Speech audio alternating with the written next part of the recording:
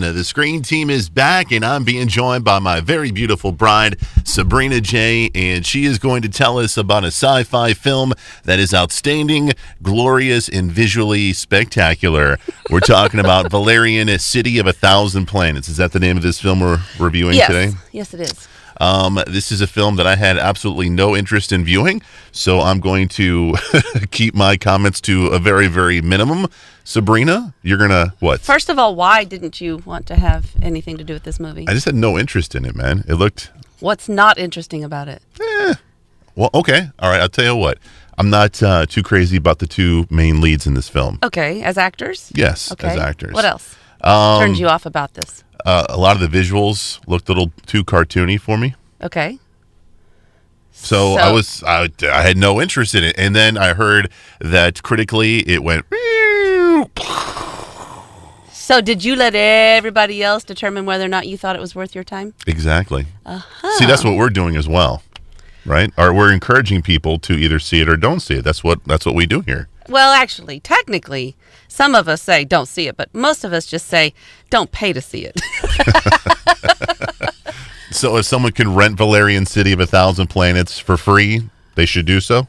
Sure. I mean, I thought it was fun to watch. It was, I'm not the big critic like you are. That's right. I'm kind of a big deal. I like or I don't like. I don't really care if anybody else agrees with me. I liked the movie. I didn't love it or, think I have to marry it or anything like that. But I liked it. I enjoyed watching it. My son watched it with me. Didn't you, Luke? But it was okay. It was colorful.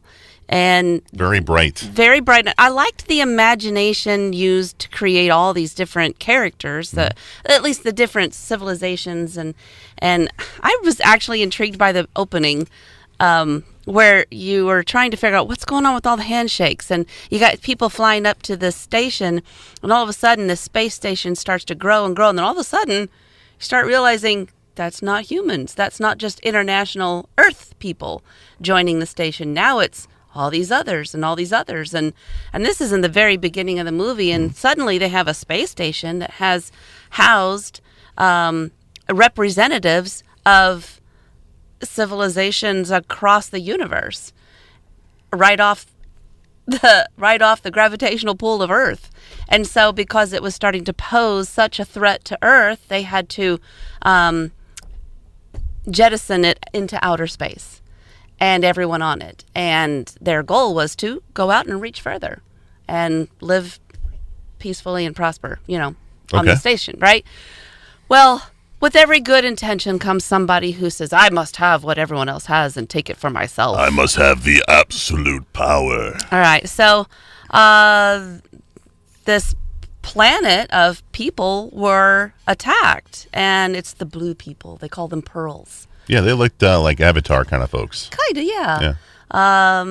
And at first I'm thinking, okay, the whole planet was just destroyed. What happened? But later you find out that, no, it wasn't their whole planet per se. It was their planet within that space station.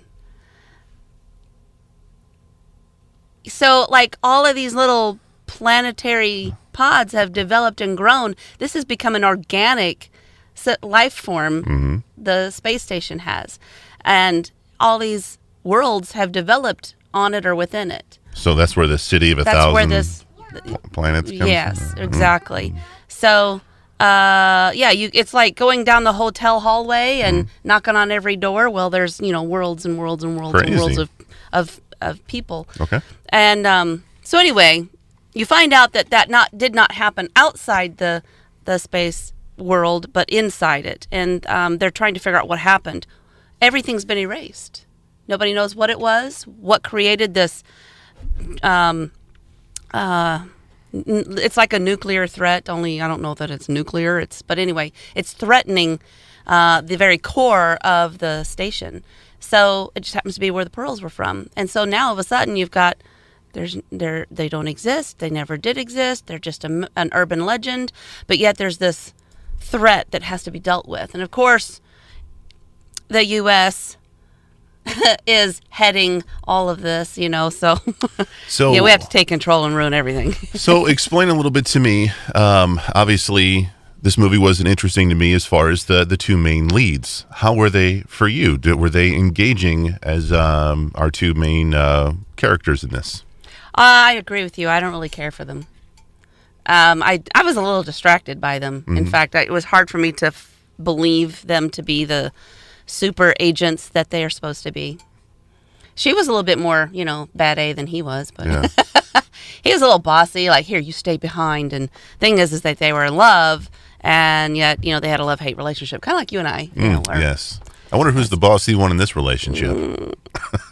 Right. So anyway, so it all comes down to is good versus evil, being able to choose right from wrong for yourself, and then do you help civilization regrow, or do you allow it to be completely diminished and let the powers that be contain it? There's a lot of big star power in this movie. Ethan Hawke is in this film. Clive Owen is also in this film. Rihanna is in this film. John Goodman does a voice. So this movie does have some big star power to the side of it. I would have to say also that the scene with Rihanna dancing was entirely unnecessary, especially for a 5-year-old to be watching. Well, it is rated PG-13. So. I know, right? So up until that point, I wasn't really bothered by anything, or neither was he. But yeah, when she started dancing, all of a sudden he perked up, and I was like, that's not a very nice way to dance. Don't date those girls. So, for parents out there who are listening, it's rated PG-13. Yep. Some space violence, I'm assuming. Yes. Any language? Probably very minimal. Minimal, yeah. Okay. I can't recall anything that stood out. And besides the dancing scene, is there any other adult scenes like that? No, not really. I mean, Okay. the two people who are in love have a kissy scene, but Okay. So if I'm into science fiction, is this worth a watch? I guess if you're into science fiction, I I am. would think so. I'm into science fiction, and I said, And you didn't give it a chance, though. You have to watch it, then go. oh, okay. Well, that's probably true. So, and here's what I'm saying. I don't care if we add it to our collection, but if it pops up and, there's nothing else going on, but let's revisit this. Hey, Chris, why don't you watch this with me? And you know what I'm going to say? I got better things to do. Where's my tablet? I don't sound like that. Blah, Anyway, blah, blah. the movie is called Valerian, City of a Thousand Planets, and you can find it on DVD. Sabrina, excellent review. Well, thanks. Remember, we are the Screen Team, and we want you to know... Before you go.